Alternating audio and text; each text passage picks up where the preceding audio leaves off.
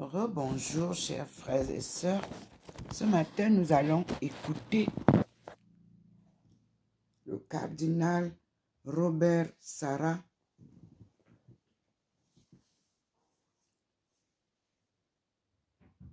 dans le grand débat sur les migrants. Le cardinal Sarah appelle à lutter contre le mal à la racine.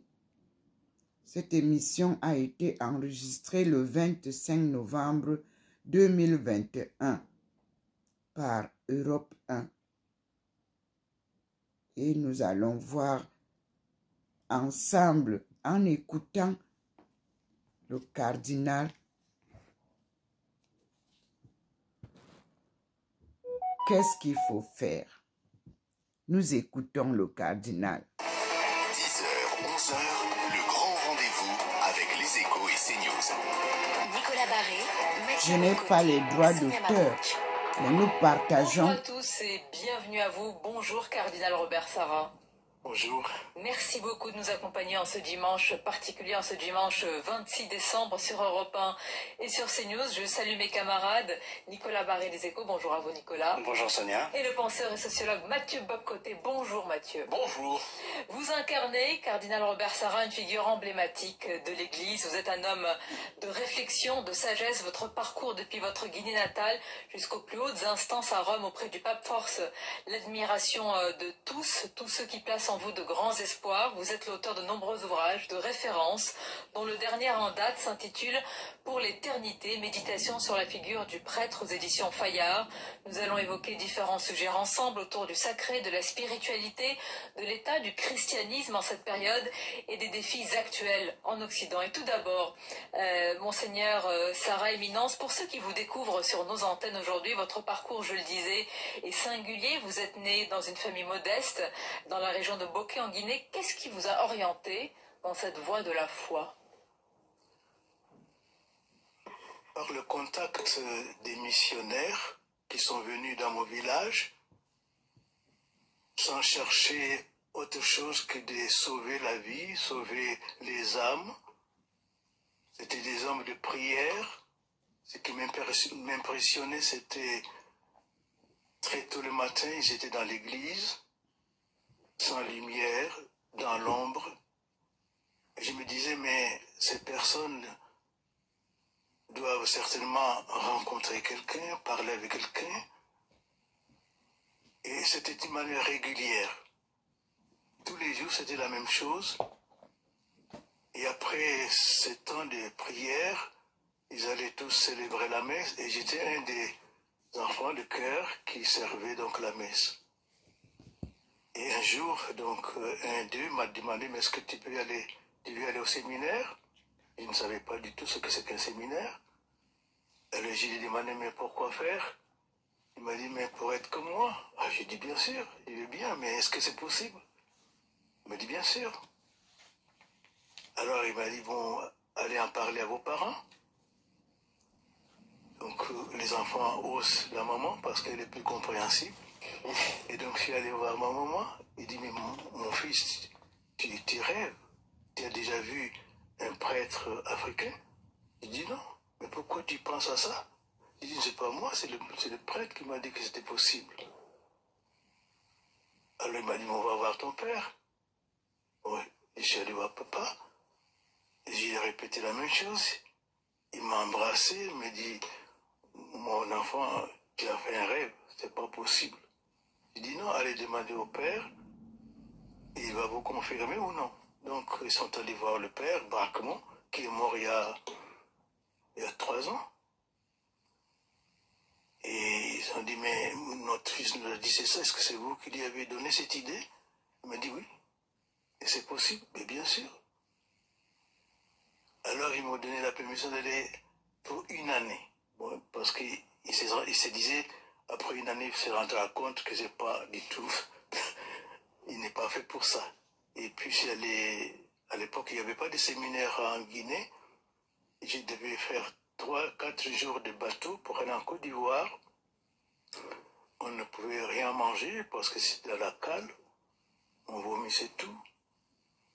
Et arrivé là-bas, la première année, c'était très difficile pour moi. C'est la première fois que j'ai quitté ma famille. Je suis fils unique. Et j'étais malade. Alors, je ne pouvais même pas aller à l'école. Finalement, on m'a soigné. J'avais des vers, des ankylostomes. On m'a déparasité. Et puis, la santé a repris, mais l'année était presque finie. On m'a dit, bon, écoutez, on vous permet de revenir l'année prochaine, mais si l'année prochaine vous ne travaillez pas, vous restez à la maison. Et Dieu merci, l'année suivante, quand même, j'ai travaillé mieux, j'étais pas malade. Quand je suis rentré à la maison, les parents me disent, mais tu es maigre, qu'est-ce qui se passe? Bien sûr, j'ai menti, j'ai dit, voyez-vous, on travaille beaucoup, on fait la gymnastique. C'est le seul mensonge. Hein. Voilà, c'est pourquoi que j'ai maigri, mais je suis très content d'être avec mes camarades. Ils m'ont demandé, tu veux retourner? J'ai dit, bien sûr. C'est ainsi donc que j'ai poursuivi. Mais ce qui m'a impressionné, c'est surtout la ferveur des missionnaires. Leur temps de prière, leur dévouement, leur service rendu au peuple, mais d'une manière simple. Ils allaient à pied, ils n'avaient pas de voiture à l'époque. Et je me suis dit, mais si ces gens-là se fatiguent ainsi, c'est parce qu'ils aiment quelqu'un, ils veulent le servir en servant l'homme. Éminence, on entend le dévouement, c'est plus que ça, l'abnégation des missionnaires, mais on se demande comment un enfant a pu aussi penser à ça. Est-ce que vous avez douté ou est-ce que l'enfant que vous étiez s'est dit c'est ma voie, c'est ainsi? Eh bien, disons, je n'ai jamais douté. Je ne sais pas, c'est une grâce.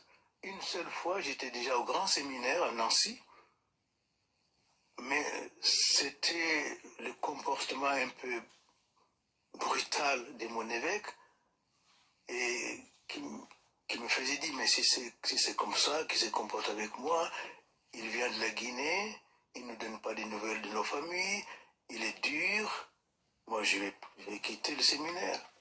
Alors j'ai été voir mon père spirituel, j'ai dit, mais moi je voudrais quitter le séminaire parce que l'évêque qui devait être notre père, qui devait nous encourager, il vient au séminaire, il nous réunit, il nous dit des paroles très dures.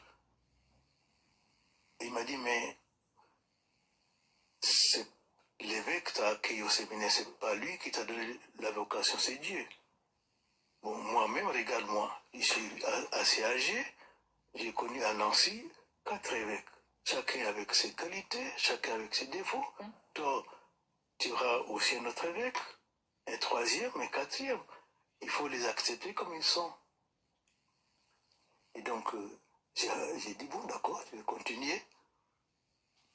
Et puis, providentiellement, celui qui a remplacé Chidimbo, c'est moi. Et j'ai dit, bon, si je vais quitter le séminaire, peut-être que je n'aurais pas du tout réalisé ce que le Dieu avait voulu de moi. L'Europe a longtemps été, c'est longtemps considérée comme une vieille terre chrétienne. On la considère encore comme cela aujourd'hui. Néanmoins, le christianisme et le catholicisme en particulier aujourd'hui sont fragilisés dans leurs assises sur le continent européen et en France aussi peut-être en particulier. Comment expliquez-vous cette crise du catholicisme français, cette crise du christianisme en Europe? Je pense que c'est difficile d'expliquer, mais c'est l'évolution de la culture européenne, voyez-vous. Avant, l'Europe était chrétienne. Elle a transporté partout la chrétienté en Afrique, en Asie. C'est grâce aux missionnaires, comme je l'ai dit tout à l'heure, que je suis chrétien. Et ils faisaient des grands sacrifices. Quand ils arrivaient en Afrique, ils faisaient au maximum 2-3 ans. Ils mouraient par la malaria. Et on n'hésitait pas à envoyer d'autres, parce qu'on y croyait que Dieu veut sauver les âmes. Et les gens se sacrifiaient pour sauver les âmes. Et donc nous avons été, disons, évangélisés. On a perçu la valeur du christianisme. Maintenant, l'Europe s'est déchristianisée.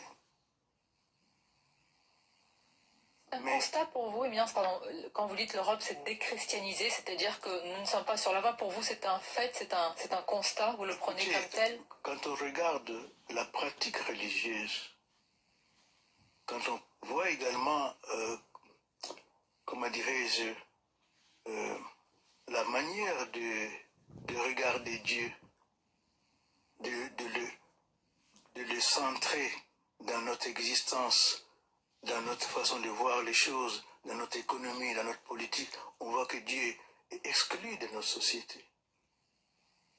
Et alors, naturellement, c'est ce que Jean-Paul appelle l'apostasie silencieuse. C'est-à-dire, on était chrétien, on ne l'est plus. Dieu, nous n'en avons pas besoin. Il n'est pas utile. La science nous suffit. La technologie nous suffit. Et bien sûr,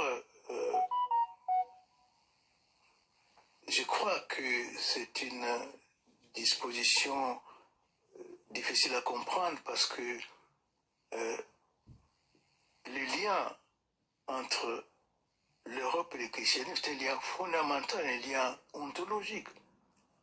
Le christianisme a été façonné, le Christ a façonné l'Europe. Et l'Europe a façonné le christianisme. Voilà. Alors, permettez cette question, mais on sait ce que l'Europe perd lorsqu'elle perd le christianisme. Mais j'aimerais renverser la question. Qu'est-ce que le christianisme perd lorsque finalement il se déseuropéanise? Disons, voyez-vous, il y a il faut voir la question à deux niveaux. Le christianisme n'est pas uniquement européen. C'est vrai qu'il s'est implanté solidement en Europe par l'apôtre Pierre et l'apôtre Paul. Ils se sont installés à Rome, ils ont changé la culture romaine et petit à petit, vraiment, l'Europe a épousé, s'est identifié, si vous voulez, au christianisme. Mais essentiellement, le christianisme n'est pas européen. Elle a initié d'abord à Palestine, en Asie mineure, ils étaient en Afrique, n'est-ce pas? Donc, mais il faut dire quand même, il faut reconnaître que c'est grâce au génie européen que le christianisme s'est répandu à travers les continents, à travers l'Afrique, à travers l'Occident.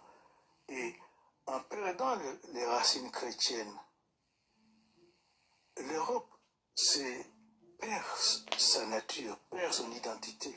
Justement, qu'est-ce qu'il manque, selon vous, pour que ces racines se manifestent de nouveau, soient de nouveau vivantes? Je pense plus vivantes. Jean-Paul II a dit qu'il faut réévangéliser l'Occident, l'Europe. C'est-à-dire lui redonner le goût de l'évangile, lui faire connaître l'évangile. Et pas seulement intellectuellement, mais que l'évangile pénètre sa vie, que l'évangile forme sa vie, oriente ses décisions, oriente sa vision du monde, sa vision de l'homme. Et donc l'évangélisation est pour moi un moment important aujourd'hui pour l'Occident. Il faut réévangéliser l'Europe. Voilà. Éminence, on va continuer à en parler parce que c'est le cœur évidemment du sujet des défis actuels. Et puis nous parlerons du christianisme qui fait partie aussi de l'identité française. Nous sommes dans un pays singulier. Il est singulier parce qu'il y a aussi la laïcité. Et en cela, la France est peut-être figure d'exception. Vous nous direz comment vous percevez cela. On va marquer une courte pause et on se retrouve en direct sur Europe 1 et CNews. Merci de nous accompagner pour le grand rendez-vous, un grand rendez-vous spécial, particulier avec le cardinal Robert Sarah, que nous sommes très heureux d'accueillir ici même. Nous évoquions l'Europe et plus largement l'Occident qui traverse une profonde crise d'identité. C'est vrai aussi en France. Éminence, qu'est-ce qu'être français de votre point de vue? On sait que vous êtes attaché à ce pays, à la France, à sa particularité. Le christianisme fait partie de l'identité française au même titre que la laïcité aussi dans notre pays. Vous vous souvenez que le pape Jean-Paul II est venu, je crois, la première fois, et il a interpellé la France en lui disant « Rappelle-toi ton baptême. Rappelle-toi que tu es identifié au christianisme. Tu es chrétien. » Être chrétien, ça veut dire porter les valeurs chrétiennes, porté Jésus comme modèle d'homme, comme modèle à suivre. Et donc, et nous retrouvons le Christ à travers ce baptême que nous avons reçu, qui nous a identifiés, qui nous a configurés au Christ. Parce que le chrétien, ce n'est pas seulement quelqu'un qui porte un nom chrétien, c'est quelqu'un qui a accepté le Christ, qui s'est configuré au Christ, qui s'est identifié au Christ, et qui peut dire, comme Saint Paul, ce n'est plus moi qui vis, c'est le Christ qui vit en moi. Alors, si les Français retrouvent cette capacité de réintroduire le Christ dans leur vie, dans leur politique, dans leur culture, alors la France redeviendra ce qu'elle a été dès le début. Mais c'est pourquoi il faut que cette interpellation de Jean-Paul II soit comme continuellement réactivée. France, rappelle-toi de ton baptême. C'est-à-dire, accepte le Christ et identifie-toi au Christ. Éminence, à côté de la religion chrétienne, la religion musulmane a aussi imprégné au fil des siècles certains pays d'Europe, notamment l'Espagne et d'autres. Cette influence musulmane a pris une importance grandissante au fil du temps. Est-ce que vous diriez que c'est une richesse ou une menace? Moi, je pense que je suis d'un pays à 73% musulmans. Nous sommes à peine 4% de chrétiens. Oui. Et je pense que ce que je peux recevoir de l'islam, c'est que sa fidélité à la prière.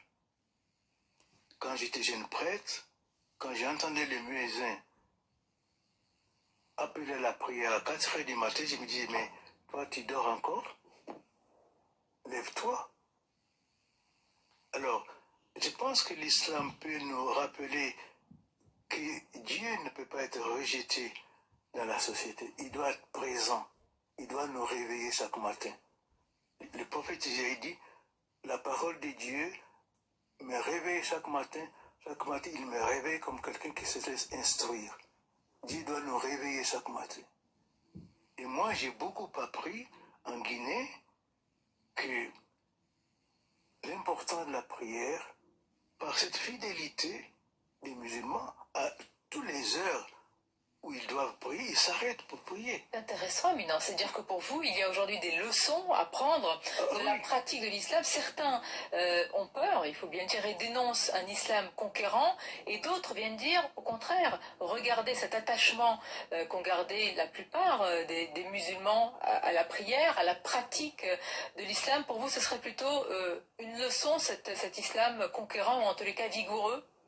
Bien sûr, moi, je vais vous raconter une légende musulmane qui m'a beaucoup marqué. Il y a un monsieur qui s'appelait Abdelwahid Ibn Zaïd, qui voulait savoir qui serait son voisin au ciel.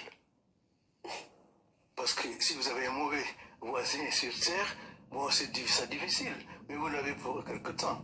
Et puis la mort vous sépare. Mais si vous devez l'avoir pour toute l'éternité, il vaut bien savoir qui serait votre voisin. Et on lui dit, oh, Abdelwahid Ibn Zaïd, votre voisin, c'est Maïmouna. Il dit, qui est Maïmouna? Il dit, c'est une fille qui habite à Koufa.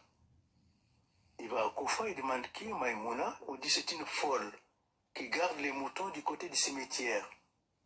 Il va au cimetière, il voit Maïmouna en train de prier. Et ce qui était étonnant, c'est que les moutons de Maïmouna étaient mélangés à des loups. Les loups ne mangeaient pas les moutons, et les moutons n'avaient pas peur des loups. Alors Abdelwahid laisse Maïmouna terminer sa prière. Il dit, mais Maïmouna, dis-moi, comment ça se fait que tes moutons fassent si bon ménage avec des loups? Elle répond, j'ai amélioré mes rapports avec Dieu, et Dieu a amélioré les rapports entre les loups et les moutons.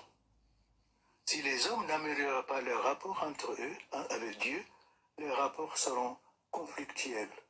Mais est-ce que ce conflit est inévitable aujourd'hui en Europe entre d'un côté la civilisation, une civilisation qui est marquée par l'empreinte chrétienne, la marque chrétienne pour prendre les termes de Pierre Manant, et l'islam? Est-ce que d'une manière ou de l'autre, ces deux civilisations sont appelées à entrer en choc? Évidemment, si nous mélangeons politique et religion, parce que ce qui fait des chocs, c'est qu'il y a un mélange. Alors, on confond, on défend une politique en utilisant la religion. Alors, les chocs viennent là.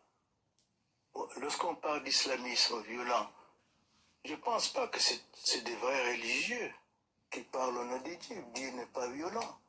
Dieu aime tous ses enfants, même les enfants les plus difficiles. Comme un père de famille, il ne peut pas rejeter ses enfants difficiles. Il doit tout faire pour les ramener à la vie. Vous pensez qu'ils travestissent la religion, qu'ils s'appuient sur une interprétation du texte selon leur propre lecture idéologique? Idéologique, c'est tout. Donc il n'y a pas, ce n'est pas un problème de doctrine, Éminence. Je vois par exemple, pendant des siècles, l'islam a cohabité avec le christianisme en Afrique. Il n'y a jamais eu de conflit. C'est depuis les années 75 que les choses se sont détériorées, parce que certains Africains ont été formés en Arabie Saoudite, au Liban, sont rentrés, sont devenus fanatiques. Mais le fanatisme, c'est pas la religion. Comme le christianisme fanatique n'est pas une religion. Donc, je pense qu'il faut, si nous sommes vraiment animés par Dieu, Dieu c'est un père. Il ne peut pas opposer ses enfants.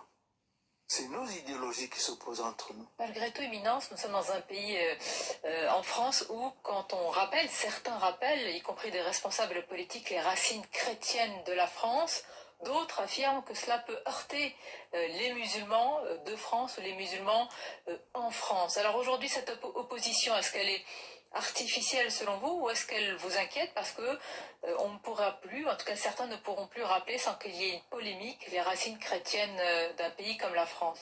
Mais c'est une mauvaise polémique parce que voyez-vous, bien sûr, l'Europe, la France, son socle religieux fondateur, c'est le christianisme. On ne peut pas nier ce qui me fonde. Comment voulez-vous dialoguer avec quelqu'un si je n'existe pas? C'est pas du tout pour provoquer la personne, mais c'est pour manifester qui je suis. Et que vous me connaissiez, qu'on puisse dialoguer. Mais je ne peux pas nier mon socle religieux fondateur, le christianisme. Pour plaire à l'islam, l'islam aussi manifeste son socle religieux fondateur. Alors, c'est dans cet échange, cet enrichissement, qu'on peut avancer ensemble. Du bon côté. Mais permettez-moi de vous relancer sur cette question qui me semble essentielle aujourd'hui. Il y a inquiétude en Europe par rapport à l'islam. Il y a aussi interrogation en Europe par rapport à sa propre tradition religieuse, le christianisme. Je vous situe un instant sur un terrain politique, non pas sur un terrain idéologique, mais est-ce qu'en dernière instance, ce qu'on a appelé certains le choc des civilisations est inévitable? Malheureux, certes, mais inévitable aujourd'hui au nord de la Méditerranée. Mais je pense parce que nous sommes dans un contexte conflictuel aujourd'hui. Tout est conflictuel. Il faut combattre l'autre. Il faut écraser l'autre. Et ça, c'est une position, je ne sais pas, peut-être moderne. Mais on a toujours cherché à nous unifier, à nous connaître, à vivre dans la communion. Bien sûr, c'est inévitable aujourd'hui parce que nous avons transformé la société en conflit. Mais est-ce que le conflit construit une société? Est-ce que la bataille continuelle construit une société? Je ne crois pas. Alors, je n'ai pas de réponse à votre question, mais je pense que nous devrions changer. Nous avons tellement les moyens aujourd'hui de nous enrichir mutuellement. On n'a plus de facilité de contact. On voyage tellement. Les cultures se mélangent, s'enrichissent. Pourquoi ne pas voir comment, ensemble, nous pouvons construire une humanité plus solide? Mais sans Dieu, on ne peut rien faire. Et donc, si une partie de l'humanité ignore Dieu, ne veut pas entendre parler de Dieu, eh bien, sans Dieu, il n'y a pas de paix. Nous, chrétiens, nous disons, le Christ est notre paix. À la messe, nous disons, le Christ nous dit, je vous donne ma paix. C'est Dieu qui donne la paix. Or, dans nos assemblées internationales pour chercher la paix, Dieu est exclu. On fait...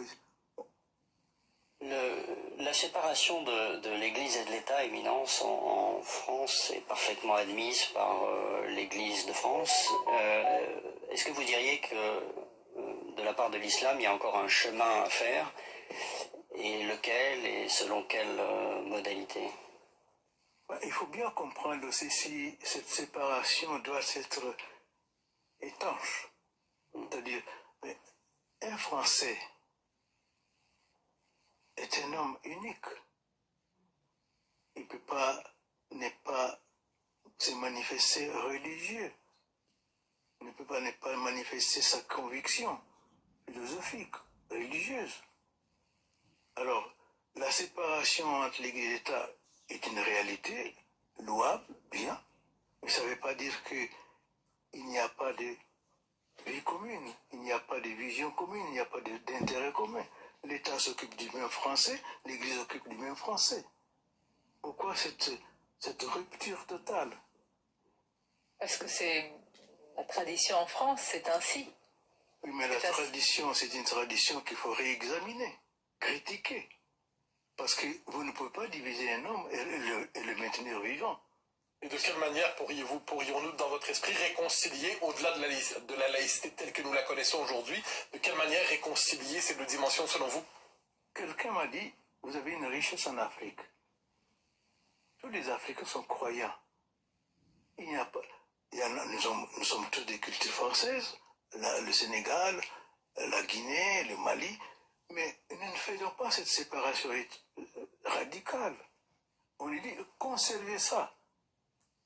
Il n'y a pas un président africain qui dit, bon, je ne vais pas entendre parler de Dieu, je ne vais pas entendre parler de religion.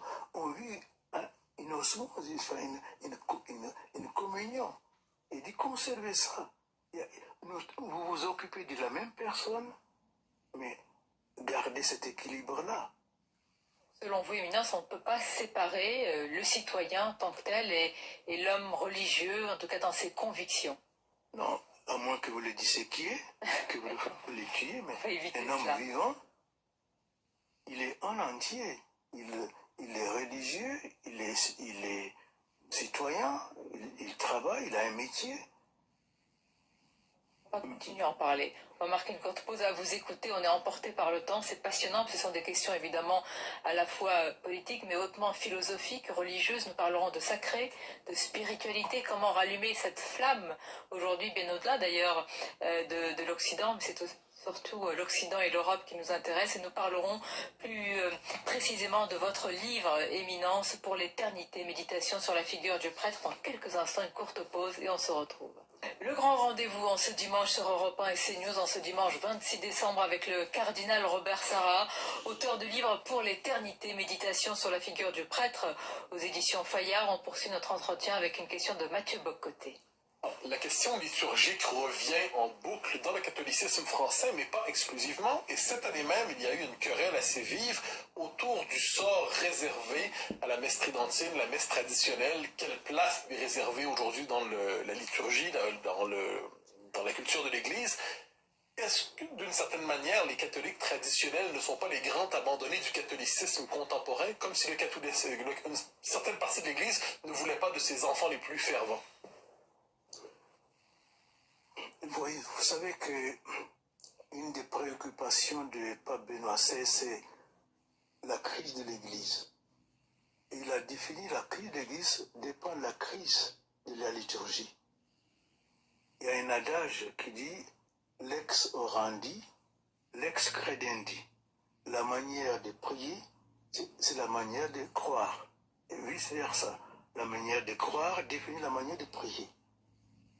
La liturgie, ce n'est pas une invention humaine, c'est un don de Dieu.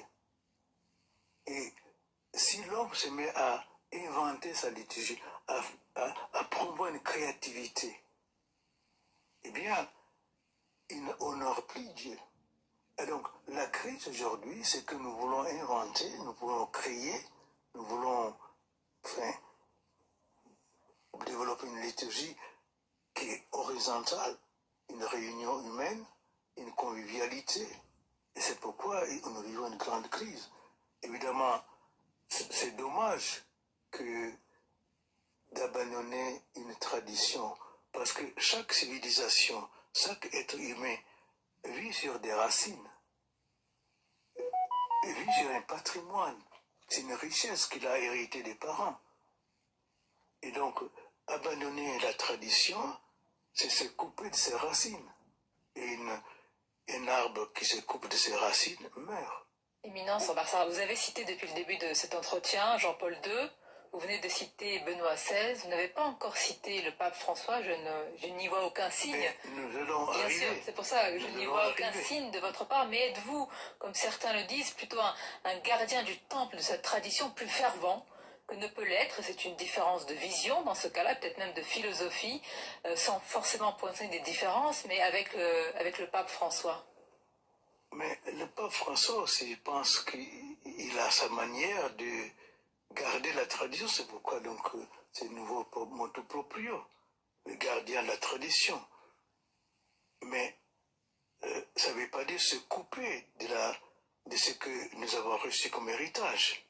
Et naturellement, pour répondre à votre question, ces enfants qui vivent de la tradition que Benoît XVI avait promue, il y avait un équilibre entre forme extraordinaire, forme ordinaire.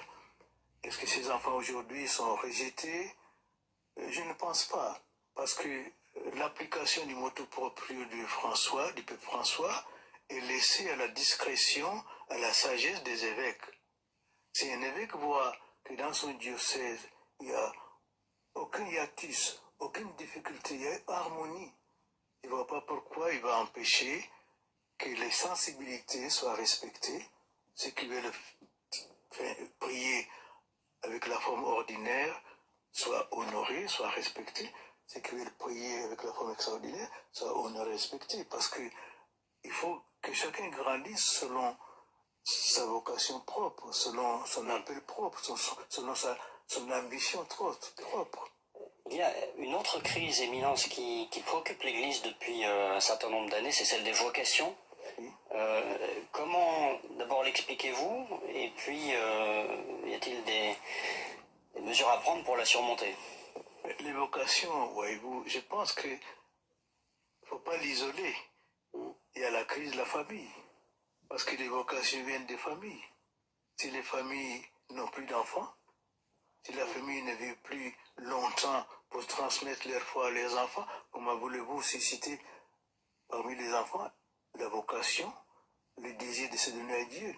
Donc, voyez-vous, les vocations ne sont pas, faut pas les isoler, elles se situent dans un contexte familial. Si on détruit la famille, si on ne favorise pas la stabilité de la famille, s'il y a trop de divorces, les enfants sont désemparés. Ils ne savent pas comment vivre. Ils n'ont pas de soutien. Parce qu'un enfant, pour un équilibre, a besoin de sa maman et de son papa. S'il n'a pas ce soutien constant dans sa vie, il perd son équilibre. Est-ce que vous diriez que le célibat peut aussi contribuer à cette crise des vocations? Non, c'est pas ça du tout. Regardez, les anglicans se marient, ils n'ont pas plus de vocation. Et puis, les célibats pour un prêtre, c'est une richesse extraordinaire. C'est-à-dire, le prêtre voudrait se configurer au Christ. Il voudrait devenir le Christ lui-même. Ça peut être aussi un poids. Non, c'est une liberté. On n'oblige personne d'être prêtre. Mais si quelqu'un choisit de suivre le Christ, il doit suivre le Christ célibataire. Il existe une autre part de la culture, de la civilisation chrétienne en Europe et ailleurs, c'est la tradition monastique, c'est l'expérience monastique, qui aujourd'hui, plusieurs nous disent, est en décomposition, à tout le moins elle est fragilisée comme jamais. Que risque de perdre l'Europe et que risque de perdre le christianisme si la tradition monastique, si l'expérience monastique en vient à disparaître peu à peu? Je pense que la vocation monastique, c'est une vocation qui rappelle à l'homme la présence de Dieu dans une vie. Les moines donnent leur vie toute la journée à Dieu. Du matin au soir, ils ne pensent qu'à Dieu. Le travail qu'ils font dans les champs, c'est pour Dieu. Tout est Dieu. C'est pourquoi Saint Benoît dit ora, prier et labora. Voilà la mission du moine. Rappeler à l'homme que son travail, sa prière, c'est pour Dieu. Et donc, si nous perdons la vie monastique, nous perdons la présence de Dieu au milieu du monde. Les moines sont là pour nous rappeler que l'homme est fait pour louer Dieu. L'homme est grand lorsqu'il s'agenouille pour louer Dieu. L'homme est grand lorsqu'il est à genoux devant Dieu. L'homme est grand lorsqu'il loue Dieu. Si on perd cette position de l'homme, qu'il grandit devant Dieu, parce qu'il a l'image de Dieu, eh bien, ce sera un grand dommage. Éminence, oui, Robert Sarra, certains se sont éloignés de Dieu dans la maison de Dieu. Et d'ailleurs, votre livre s'adresse non pas à cette petite propension d'évêques qui ont commis des crimes pédophiles, mais s'adresse à la majorité des autres en leur disant il faut garder la foi et comment faire. Mais malgré tout, c'est une année, ce sont des années compliquées pour l'Église. La même question s'est toujours posée, est-ce un problème institutionnel ou est-ce que ce sont des crimes individuels? Est-ce que ça remet profondément en cause la doctrine catholique ou est-ce que ce sont quelques personnes qui se sont, comme vous dites, totalement éloignées de Dieu, éloignées de toutes les règles pour aller dans ces crimes et ces atrocités? Voyez-vous, un prêtre qui abuse d'un enfant ou qui éloigne, enfin, qui s'éloigne de son identité sacerdotale, c'est parce que sa vie n'est plus irriguée par la foi. Dieu n'est plus présent dans sa foi. S'il commet de tels crimes, c'est que Dieu est absent dans sa vie. Ce n'est pas une question de structure, d'église. L'homme qui commet, il est leur seul responsable de son acte. C'est lui qui doit répondre à ses actes. C'est lui qui doit payer de son acte. Donc, on ne peut pas impliquer, on ne peut pas, enfin, comment dirais-je, accuser la structure de l'Église, ni le dogme, ni la doctrine. La doctrine est une manière qui nous conduit, qui conduit l'homme vers Dieu, ses relations avec Dieu, ce que Dieu attend de l'homme. C'est ça la doctrine, c'est un chemin qui nous conduit à un contact plus intime avec Dieu. Ça veut dire que rien dans le dogme, rien dans la doctrine, rien n'a pu conduire ces individus à commettre cela. Non. Ils ne peuvent pas se prévaloir de quoi que ce soit. C'est parce que ces gens qui ont perdu leur identité sacerdotale, qui ont perdu le lien entre eux et Dieu, qui n'ont plus de foi. Si ils professent une foi, mais il y a une façon de proférer la foi. Le Seigneur ne sait pas ce qu'il dit Seigneur, Seigneur, qui vont aller au ciel. Mais professer la foi, c'est mettre Dieu dans son cœur, dans sa vie, dans son action. Alors que dites-vous ce matin, ce dimanche particulier, à ceux qui vous écoutent, à ceux qui sont catholiques, à ceux qui croient et qui ont peut-être à certains moments, avec tout ce qui est en train de se passer, un peu perdu la foi, qui se sont demandé est-ce que véritablement il faut que nos enfants soient auprès de ces hommes d'église? Que leur dites-vous? Oui, il faut regarder Jésus. C'est pas l'homme qu'il faut regarder. Moi, je peux être un pauvre prêtre. Parce que je suis faible. J'ai perdu mon identité. Il ne faut pas me suivre moi. Regardons Jésus. C'est lui notre modèle. Le modèle parfait, l'homme parfait. Et lisons son évangile. Et prions aussi. Par exemple, quelqu'un dit, moi je ne vais plus prier parce que de toute façon, je vois les prêtres qui se conduisent mal. Je ne vais plus prier, mais non. Je vais les encourager à relire la parole de Dieu, à voir Jésus comment il priait, à les encourager à prier. Et alors, s'ils ne savent pas, ils peuvent dire, mais Seigneur, apprends-moi à prier. C'est ce qu'on demande aux apôtres. Les apôtres demandent, Seigneur, ils étaient tellement impressionnés de voir Jésus prier. Ils disent, Seigneur, apprends-nous à prier. Voilà le message de son éminence. Robert Sarra, on va continuer à évoquer cela avec vous. Beaucoup de questions de Mathieu Bocoté et Nicolas Barré. Vous avez dit il ne faut pas s'intéresser à l'homme. On va quand même s'intéresser à vous quand même parce que beaucoup portent des espoirs, de grands espoirs en vous. Et puis on va évidemment évoquer aussi votre parcours. Un court instant de pause et on revient. Merci d'être avec nous en ce dimanche 26 décembre avec Mathieu Bocoté et Nicolas Barré. Nous avons le plaisir d'accueillir un homme d'église, une figure emblématique de l'église, le cardinal Robert Sarra, qui publie pour l'éternité Méditation sur la figure du prêtre aux éditions Fayard. Cardinal Robert Sarah, nous sommes quittés il y a quelques instants avec cette réflexion. Vous nous avez dit les hommes ne savent plus prier. Mais comment les hommes peuvent-ils réapprendre à prier dans le monde qui est le nôtre aujourd'hui? Puisque la culture n'est plus irriguée comme hier par le christianisme, par le catholicisme, les signes dans la culture sont de moins en moins présents. Comment réapprendre à prier dans le monde qui est le nôtre? Voyez-vous, la difficulté de la prière n'est pas d'aujourd'hui. Saint Paul dit aux Romains, nous ne savons pas comment prier. Nous ne savons pas que demander dans la prière. Et il dit, mais Dieu, qui sait notre faiblesse, nous a envoyé l'Esprit Saint, qui gémit en nous. La prière, c'est un gémissement, un cri vers Dieu. Donc il vient à notre aide, qu'il nous apprenne à prier, à créer un lien, une intimité avec lui. Tout ça, nous ne pouvons pas le faire. Donc c'est l'Esprit Saint qui nous apprend à prier, mais également en regardant, comme j'ai dit tout à l'heure, Jésus. Jésus, pendant 30 ans, n'a rien dit. Il était là en prière avec son Père. Et avant de commencer son ministère public, il est allé 40 jours et 40 nuits dans le désert, seul. Et pendant son ministère, il allait souvent dans le désert, la nuit, tout seul, ou avec ses disciples. Et il priait longuement toute la nuit.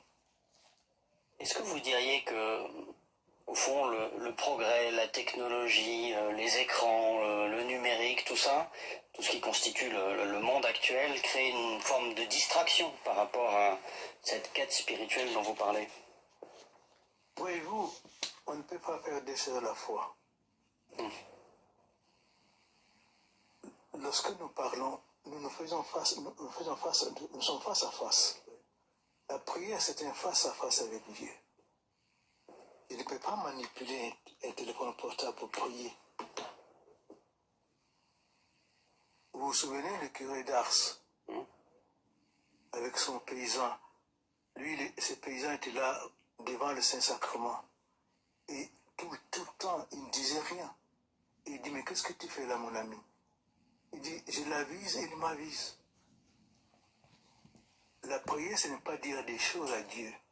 La prière, c'est réussir à faire silence pour écouter Dieu. Pour laisser Dieu nous regarder et regarder Dieu.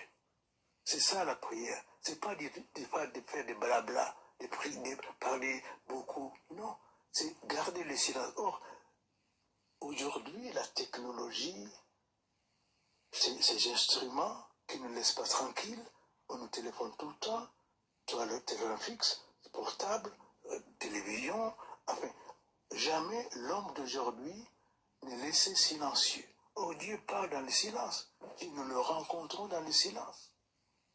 Si nous ne retrouvons pas la valeur du silence, eh bien, nous nous éloignerons toujours davantage de Dieu.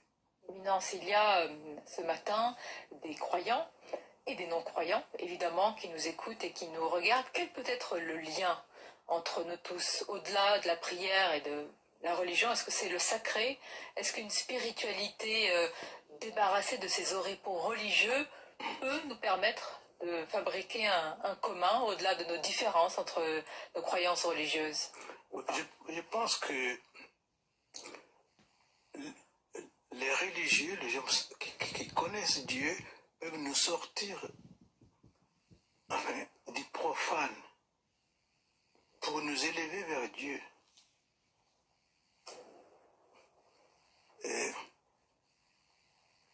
Voyez-vous, peut-être je ne réponds pas à votre question, mais quand Jésus nous dit soyez parfaits, il ne dit pas soyez parfaits sur le plan humain. Il dit soyez parfaits comme votre Père Céleste est parfait. Il nous oriente toujours vers Dieu. Et Dieu lui-même nous dit soyez saints, parce que moi, votre Dieu, je suis saint. Eh bien, les religieux sont là pour orienter l'homme vers Dieu, pour le sortir de son horizontalité.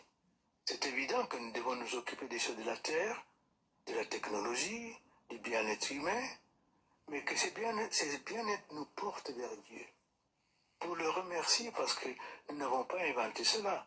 C'est vrai, nous avons inventé, mais c'est Dieu qui a mis les conditions pour que l'on puisse découvrir des choses. Donc, je pense qu'il y a aussi la capacité des hommes religieux de faire des choses ensemble. Par exemple, se battre pour le respect de la vie, pour le respect de la famille, pour le respect des vieillards,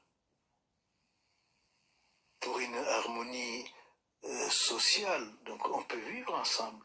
Et là, les religieux peuvent contribuer à cela. Alors, vous êtes un homme de foi, donc vous êtes un homme d'espoir et d'espérance. Le commun des mortels, ceux qui ne partagent pas votre foi ou pas nécessairement la même intensité de foi, ont l'impression aujourd'hui que l'Europe est condamnée, on évoquait plutôt une forme de déchristianisation inévitable. Je devine que ce n'est pas votre avis. Qu'est-ce qui vous permet de croire que l'Europe peut se rechristianiser demain, que la France peut se rechristianiser? Qu'est-ce qui vous amène à croire que c'est possible? Dans la culture, j'entends les signes qui sont visibles dans la culture presque au quotidien. Mais parce que c'est dans sa nature. L'Europe est chrétienne. Elle ne peut pas annihiler cela sans se détruire. Est-ce qu'elle pourrait se détruire? Tous les signes sont là. Regardez les églises, regardez la culture, regardez la musique, regardez la littérature, regardez l'architecture, tout est chrétien. Il y a des bases qui sont là pour que l'Europe redevienne chrétienne. Chrétienne et les Lumières également. Oui. Donc, voyez-vous, il y a... Bien sûr, on peut comme atrophier ces valeurs-là, comme les nier. Comme Jean-Paul dit, une apostasie, je renie. Mais c'est pas parce que je renie que ça n'existe pas. Mais pour vous, les Lumières participent aussi au patrimoine spirituel fécond de l'Europe? Bien sûr. C'est-à-dire que nous ne pouvons pas nier cette richesse que nous avons héritée de nos ancêtres. Elle nous poursuit, elle est dans notre être. Et donc, c'est ça qui va faire réveiller l'Europe au christianisme. Et je disais également, il faut quand même qu'il y ait des envoyés qui réveillent l'Europe à son identité chrétienne. C'est-à-dire des prêtres qui réévangélisent, des prêtres qui seulement réévangélisent par la parole, mais par leur exemple. Est-ce un peu votre mission? Plusieurs en Europe aujourd'hui vous voient comme un homme qui participe au réveil de l'identité chrétienne de l'Europe. Est-ce que vous voyez un peu dans ce rôle? Moi, ce que je suis devenu, c'est grâce à l'Europe. Je suis devenu chrétien grâce à l'Europe. J'ai connu les valeurs chrétiennes, les valeurs humaines grâce à l'Europe. J'ai le devoir de redonner à l'Europe ce qu'elle m'a donné. C'est un devoir pour vous? Vous vous sentiez investi d'une... C'est un devoir filial. Oui. J'ai reçu de mon père la vie. J'ai le devoir de soutenir mon père. Vous vous sentez une forme de mission pour réévangéliser, participer à cette réévangélisation de l'Europe? Enfin, je suis pas missionnaire, mais disons, je me sens comme un devoir filial, un devoir de reconnaissance, de rappeler à l'Europe ce qu'elle m'a donné, de rappeler à la France l'héritage qu'elle m'a donné. Sentez-vous qu'en France, aujourd'hui, plusieurs se retournent vers vous, bien d'autres évidemment, en disant que vous jouez un rôle particulier justement dans cette volonté de rechristianiser symboliquement la France? Est-ce que vous sentez ce poids? Je pense que, vu l'appréciation, vu tout ce que je reçois comme gratitude, après avoir lu Dieu au rien, La Force du silence, Les soirs approchent, je vois que les gens cherchent à retrouver ce que j'ai dit, c'est-à-dire qu'ils partagent ce que j'ai dit. Ils sont heureux de lire cela parce qu'ils cherchent cela. Donc, déjà, je dirais que le fait d'avoir rencontré un accueil si ouvert, si fraternel, si sympathique, je vois que ce que je dis rencontre les désirs des gens. Vous êtes un homme heureux en France. Ben, je pas seulement en France, mais en Espagne. Bon, tout le monde veut se photographier avec moi. La question que pose Mathieu Bock-Côté, je vous la poser directement. Vous avez effectivement beaucoup de soutien et on voit à travers l'adhésion et l'appétence à vos livres, y compris celui-ci. Faut-il rappeler que ce sont des livres vraiment extrêmement lus, extrêmement partagés, c'est-à-dire que certains vous voient, éminence au plus haut de la pyramide, et vous voient représenter aujourd'hui, évidemment, toute l'Église dans la continuité après le pape François. Je crois que enfin, ce que j'ai dit rencontre le désir profond des gens. C'est qu'ils cherchent. Ils cherchent une clarté, ils cherchent une lumière, ils cherchent une voie. Et moi, je leur indique, la seule voie, c'est le Christ. Je suis le chemin, la vérité et la vie. Et c'est ce que j'affirme. Je n'invente rien que ce que j'ai reçu. Même si certains disent, Éminence, j'aimerais que vous répondiez à cette question, que vous êtes un traditionnaliste pur et dur, vous pensez que cette rigueur se marie avec le chemin que vous évoquez de la clarté et de la lumière? Mais si on m'accuse d'être traditionnaliste, je dirais, il faudrait accuser Jésus, qu'il est rigoureux, qu'il est traditionnaliste, parce que lui, il a toujours dit que ce qu'il dit n'est pas de lui, mais de son Père. Je ne peux pas inventer une rigueur qui vient de moi. Je ne fais que transmettre l'évangile est rigoureux. L'évangile dit, si ton bras droit te scandalise, coupe-le. Si ton œil droit te scandalise, arrache-le. Ça veut dire que Dieu ne demande pas, ne donne pas une doctrine liquide qui n'a pas de consistance. Mais d'ailleurs, tout ce qui est sérieux, l'amour est exigeant. L'amour vrai est exigeant. Le Seigneur dit, il n'y a pas de plus grande peur d'amour que de donner sa vie, que de mourir pour ce qu'on aime. Et donc, vraiment, si on veut être chrétien, il faut être exigeant. Les premiers martyrs, Saint Paul, il est mort. Saint Pierre, il est mort. Tous les premiers chrétiens sont morts, martyrs. En Afrique, au temps de Dioclétien, il était interdit de dire la messe. Les chrétiens se cachaient pour dire la messe. On les a pris. Vous n'êtes pas au courant que c'est interdit. Et ils disent, mais nous ne pouvons pas vivre sans l'Eucharistie. Donc, la vie chrétienne, voyez-vous, mais pourquoi Jésus est mort? C'est pas rigoureux la mort? On meurt pour rien? Eh bien, si le Christ est mort pour nous, nous devons mourir aussi pour lui. Bien, voilà une belle conclusion. C'est l'éloge de l'exigence et de la rigueur. Éminence, on vous remercie pour ce grand rendez-vous particulier. On espère que nos téléspectateurs et nos auditeurs ont écouté vos paroles de sagesse. On rappelle le titre de votre ouvrage, Pour l'éternité. Quel beau message en ce jour. Merci encore et je remercie Nicolas Barret et Mathieu Bock-Côté, bien sûr. Bonne journée sur nos antennes communes CNews et Europe 1. Merci. Merci pour ce partage de la parole et des enseignements du cardinal Robert Sarah.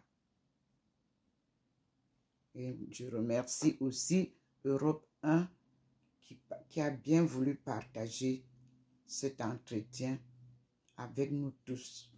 Que Dieu vous bénisse et continuez dans la même lancée pour nous édifier. Nous sommes aujourd'hui le 29 avril 2024 et vous avez fait votre émission le 26 décembre 2021. C'est la date de la publication sur YouTube. Et le titre, c'est le cardinal Robert Sarah dans le grand rendez-vous Europe 1 CNews du 26 décembre 2021 en intégralité. Merci et éminence. Que Dieu vous protège, vous bénisse et continue à vous combler de toutes les grâces selon votre foi inébranlable. C'est un grand exemple pour le monde aujourd'hui en déroute spirituelle. Je reste à l'écoute de la suite et j'essaierai de trouver ces livres que je n'ai pas pu lire. Merci à vous tous qui nous écoutez. Soyons sous la protection de Dieu et surtout à son écoute dans une vie de prière. Je suis Dr Ndomo Melingi Thérèse, servante du Seigneur et son peuple choisi. Économiste, anthropologue, je continue à suivre le Seigneur sur ce chemin qu'il trace devant moi. Un chemin inconnu que je découvre à chaque fois. Que ce soit les messages, que ce soit des leçons comme celle-ci, je les découvre et je dis merci à YouTube aussi. À bientôt mes frères et sœurs. Soyons unis dans la prière.